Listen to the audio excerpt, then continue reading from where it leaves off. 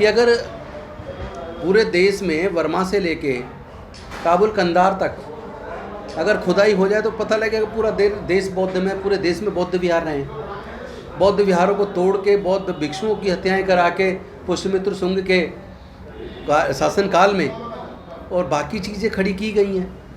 तो अगर सही से जांच हो जाए, अगर पुरातत्व विभाग खुदाई कर ले तो लेके म्यांमार से और काबुल कंधार तक, अफगानिस्तान तक पूरा बौद्ध में भारत था। अयोध्या और साकेत विवाद के अंदर जो सुप्रीम कोर्ट है, सुप्रीम कोर्ट ने स्पष्ट जो बौद्धों की जो रिट है उसको खारिज कर दिया है और साथ के साथ 1-1 लाख रुपए का जुर्माना लगाया है। और दूसरा ये कहते हुए रिट को खारिज किया है कि ये बकवास जो रिट है ये दायर ही क्यों करते हो। क्या कहेंगे आप इस बारे में? मुझे ये लगता है कि सुप्रीम कोर्ट के जजेस को चाहिए कि वो सबको ध्यानपूर्वक सुने और तथ्यों पे, अगर कोई तथ्य रख रहा है कोर्ट के सामने, कोई हिस्टोरिकल एविडेंस अगर कोई रख रहा है तो कोर्ट को ये चाहिए कि वो पूरा सुनवाई का मौका दे, उनको सुने और सुनने के बाद डिसाइड करे, ना कि एक तरफा एकदम से इस तरह का व्यवहार जो किया गया है वो सुप्रीम कोर्ट के माननीय जजों से, माननीय सुप्रीम कोर्ट के जजेस से अपेक्षित नहीं है। जनता अपनी बात रखती है, कोर्ट को सुनना चाहिए।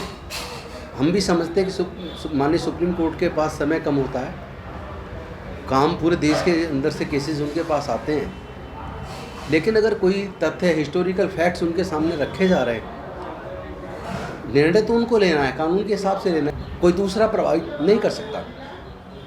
तो निर्णय तो प्रभावित करने की बात ही नहीं है, लेकिन एटलीस्ट ढंग से पूरा सुन के उसके बाद वो डिसाइड कर लें। लेकिन इसमें साथ एक बात हो रहा है, जिन लोगों ने भी ये डाला है केस, सुप्रीम कोर्ट में डिसीजन से पहले भी क्यों नहीं डाला, ये भी एक मुद्दा जिसकी वजह से शायद कोर्ट ने ऐसा किया हो कि अगर पूरे देश में वर्मा से लेके काबुल कंधार तक अगर खुदाई हो जाए तो पता लगेगा पूरा देश बौद्ध में, पूरे देश में बौद्ध विहार हैं। बौद्ध विहारों को तोड़ के बौद्ध भिक्षुओं की हत्याएं करा के पुष्यमित्र शुंग के शासनकाल में और बाकी चीज़ें खड़ी की गई हैं। तो अगर सही से जांच हो जाए, अगर पुरातत्व विभाग खुदाई कर ले तो लेके म्यांमार से और काबुल कंधार तक, अफगानिस्तान तक पूरा बौद्ध में भारत था। तो हर जगह अवशेष बुद्ध के मिलेंगे। लेकिन इस मामले में मेरा ये ज़रूर कहना है, जिन हमारे साथियों ने कोर्ट में केस डाला, जब ये मैटर सुप्रीम कोर्ट के अधीन विचाराधीन था तभी उसमें पार्टी बन के ये फैक्ट्स रखने चाहिए थे।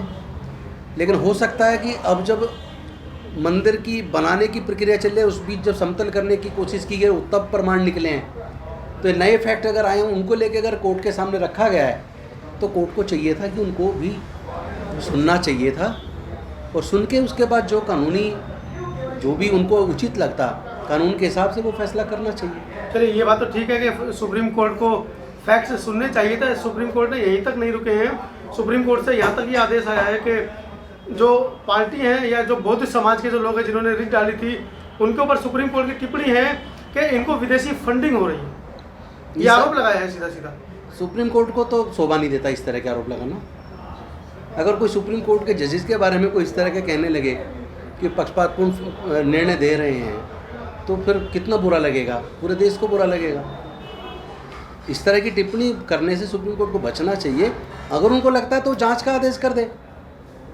अगर सुप्रीम कोर्ट के लोग जजेस को ऐसा लग रहा था तो वो जांच का आदेश देते कि उसकी जांच कर ली जाए।